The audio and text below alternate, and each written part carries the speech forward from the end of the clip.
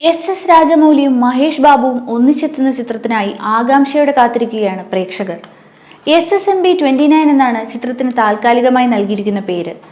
ബോളിവുഡ് താരമായ പ്രിയങ്ക ചോപ്രയാണ് ചിത്രത്തിലെ നായിക എന്നാണ് റിപ്പോർട്ടുകൾ പുറത്തുവരുന്നത്. ഔദ്യോഗിക സ്ഥിരീകരണങ്ങൾ വന്നിട്ടില്ലെങ്കിലും പ്രിയങ്കയുമായി ചർച്ച നടന്നതായാണ് ദേശീയ മാധ്യമങ്ങൾ റിപ്പോർട്ട് ചെയ്യുന്നത്.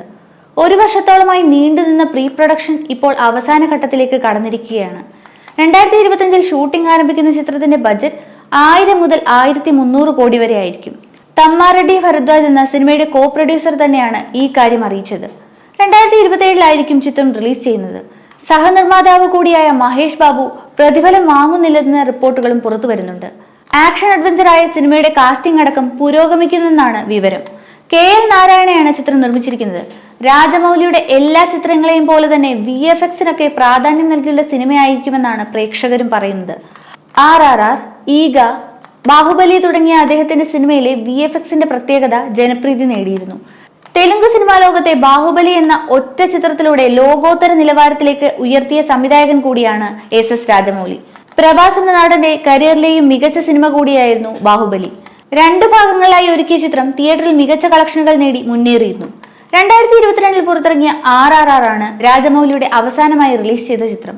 രാംചരൺ, ജൂനിയർ NTR, ആലിയ ഭട്ട് എന്നിവരായിരുന്നു കേന്ദ്ര കഥാപാത്രങ്ങളെ അവതരിപ്പിച്ചത്. അദ്ദേഹത്തിന്റെ ചിത്രങ്ങളെല്ലാം തന്നെ കഥയിലായാലും വിഷ്വൽസിലായാലും മറ്റുള്ള സിനിമകളിൽ നിന്ന് വ്യത്യസ്തമായിരുന്നു. അതുകൊണ്ട് തന്നെയാണ് രാജമൗലി ചിത്രങ്ങൾക്ക് ഇത്രയേറെ ആരാധകരുമുള്ളത്. രാജ്കുമാരഡു എന്ന സിനിമയിലൂടെ ലീഡ് റോളിൽ വന്ന നായകനാണ് മഹേഷ് ബാബു. പിന്നീട് നിരവധി കഥാപാത്രങ്ങൾ അദ്ദേഹത്തെ തേടിയെത്തിയിരുന്നു. മുരാരി, ഒക്കടു, ബിസിനസ്മാൻ തുടങ്ങി നിരവധി സിനിമയിലും അദ്ദേഹം അഭിനയിച്ചു. ഡാൻസും ആക്ഷനും ഒരുപോലെ വഴങ്ങുന്ന നടന് നിരവധി ആരാധകരാണുള്ളത്.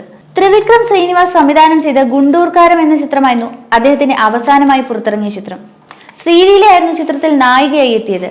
രാജമൗലിയും മഹേഷ് ബാബുവും ഒന്നിച്ചെത്തുമ്പോൾ പ്രേക്ഷകർക്ക് പ്രതീക്ഷകൾ ഏറെയാണ്.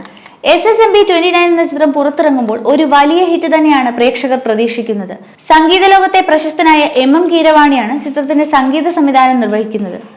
ഇന്ത്യൻ സിനിമ ഇന്നേ വരെ കണ്ടിട്ടില്ലാത്ത തിയേറ്റർ എക്സ്പീരിയൻസ് ആയിരിക്കും ഈ സിനിമയെന്നും തിരക്കഥാകൃത്ത് കൂടിയായ വിജയേന്ദ്ര പ്രസാദ് പറഞ്ഞു.